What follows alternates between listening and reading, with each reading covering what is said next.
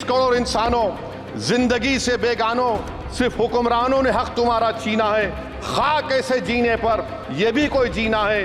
बेशऊर भी तुमको बेशऊर कहते हैं, सोचता हो ये नादान कैसे हवा में रहते हैं। 133 करोड़ इंसानों, कब तक ये खामोशी, चलते फिरते जिंदानों, गरीब खवातीन नौजवानों किसानों से रोने की सदाएं आती हैं। जब शबाब पर आकर खेत लहलाता है, किसके नैन रोते हैं, कौन मुस्कुराता है।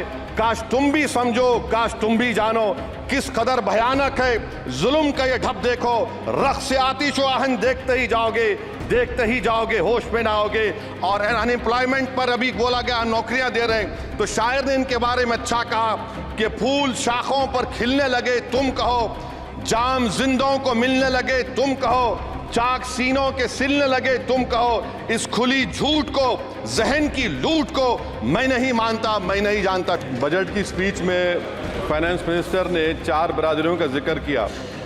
भारत की सबसे बड़ी अक़लियत मुसलमान है 17 करोड़। मैं हुकूमत से जानना चाहता हूं कि क्या 17 करोड़ मुसलमानों में गरीब नहीं है, नौजवान नहीं है, किसान नहीं है, ख़वातीन नहीं है। वतन अजीज़ में सबसे गरीब मुसलमान है, सबसे ज़्यादा नाखवानगी मुस्लिम ख़वातीन में। AIDS और PLFS का डेटा ये बताता है कि मुसलमानों में सबसे कम असासे हैं और कंजम्पशन लेवल दूसरे मजहबी ग्रुपों के बनिस्बत सबसे कम है। तालीमी इदारों में मैडम 15 और 24 साल की उम्र में भर्ती एनरोलमेंट में मुसलमानों की सिर्फ 29%, शेड्यूल कास्ट की 44%, हिंदू OBC के 51% और हिंदू अपर कास्ट की 59% है। हायर एजुकेशन मुसलमानों का एनरोलमेंट सिर्फ 5% है। PLFS का 2018-19 का डेटा विज एम्प्लॉयज़ बताता है कि मुसलमान 22% थे, 2022-23 में 15% हो चुका है। सेल्फ एम्प्लॉयमेंट में मुसलमान हिंदू सिख से ज़्यादा 58.4% है। रेगुलर वेज एम्प्लॉयमेंट में सबसे कम मुसलमान है 15% और कैजुअल लेबर में सबसे ज़्यादा मुसलमान 26% है। तो मुसलमानों का शेयर रेगुलर एम्प्लॉयमेंट में लॉस हो रहा है एम्प्लॉयमेंट का। मुसलमान नौजवानों को ना रोज़गार मिलता है, ना तालीम के मौक़े, ना हुकूमत उनको कोई तरबियत सहूलत दी जाती है। मैं मोदी हुकूमत को एक मुसलमानों का अछूत बना दिया है, ना कोई सियासी नुमाइंदगी है, ना मुल्क की तरक्की में इनका कोई हिस्सा दिया जा रहा है। मैं मैडम माइनॉरिटी वेलफेयर मिनिस्ट्री में 2023-24 में 38% की बजट में कमी कर दी गई, 5,000 से 3,000 करोड़ कर दिया गया। इस साल के बजट में सिर्फ चंद 100 करोड़ का इजाफा किया गया, मगर 23-24 के बजट के लेवल पर पैसे मुख्तसर नहीं किए गए। ये मोदी हुकूमत की बदनीयती और झूठा कमिटमेंट अक़लियतों के ताल्लुक से। तालीम के उस अक़लियती स्कॉलरशिप मैडम अक़लियतों के गरीब तलबा और तालिबात को दी जाती रकम में कमी कर दी गई। 2019 में मोदी ने कहा था कि 1 करोड़ स्कॉलरशिप दिए जाएंगे, अब सिर्फ 58 लाख दिए जा रहे हैं। 47% अक़लियती एप्लीकेंट्स को हर साल स्कॉलरशिप से महरूम कर दिया जा रहा है। 10 साल से मैं कह रहा हूँ कि डिमांड ड्रिवन करो। डिमांड ड्रिवन के लिए सिर्फ 3,000 करोड़ की ज़रूरत है, मगर ये हुकूमत सच्चाई को और ईमानदारी से काम नहीं कर रही है। 2007 और 8 से माइनॉरिटी स्कॉलरशिप का नंबर इजाफा नहीं हुआ है। Pre matric scholarship madam Kundu committee ने कहा कि मुसलमानों में drop out rate primary level पर होता है, तो हुकूमत ने 9th क्लास से प्री मैट्रिक स्कॉलरशिप पैसे दे रही है।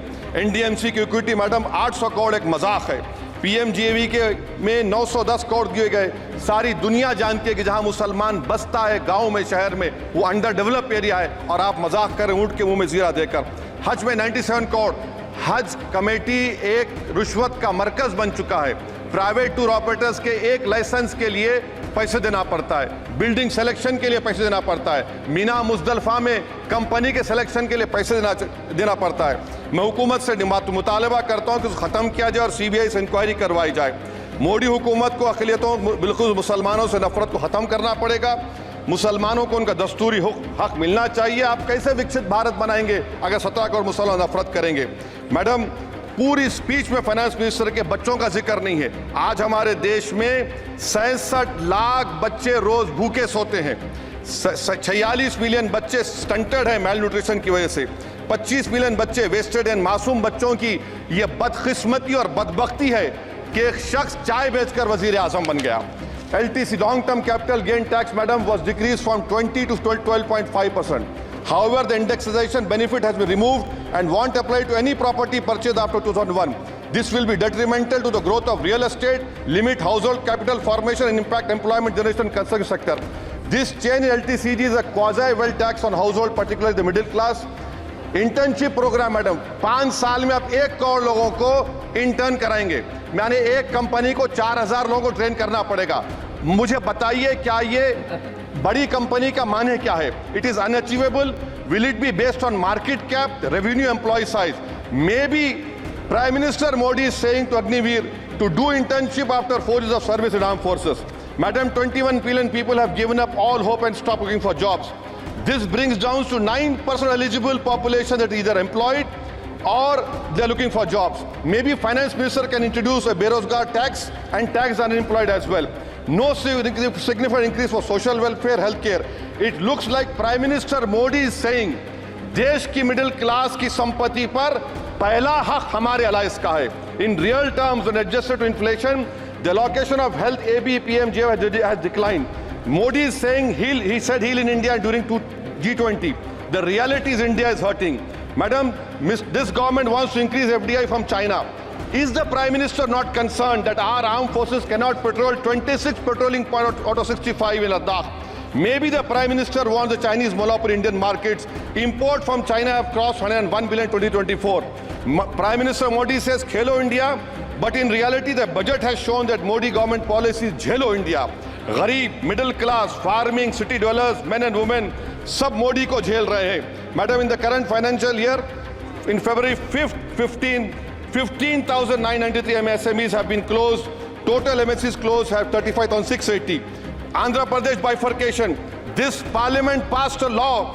For last 10 years, Modi government has shown their intellectual dishonesty in not giving ITR, IIM, Bayaram Steel Factory, Railway Corridor Hazipet, recognition of Palmaru as national education project. This shows intellectual dishonesty of this government.